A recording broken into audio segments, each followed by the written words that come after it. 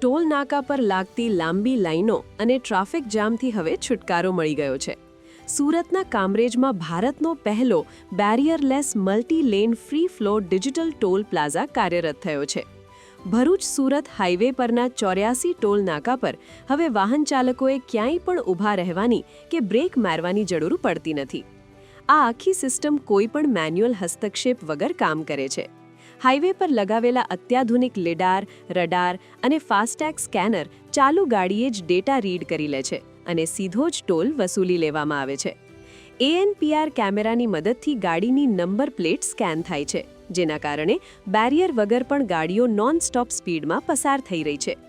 રોજના અંદાજે 25,000 વાહનોની અવરજવર ધરાવતા આ રસ્તા પર હવે ઈંધણ અને સમયનો બગાડ અટક્યો છે. ટોલ પર લાઈનો ન હોવાથી ગાડીઓ ઊભી રહેતી ન હોવાથી પ્રદૂષણમાં પણ ઘટાડો થયો છે.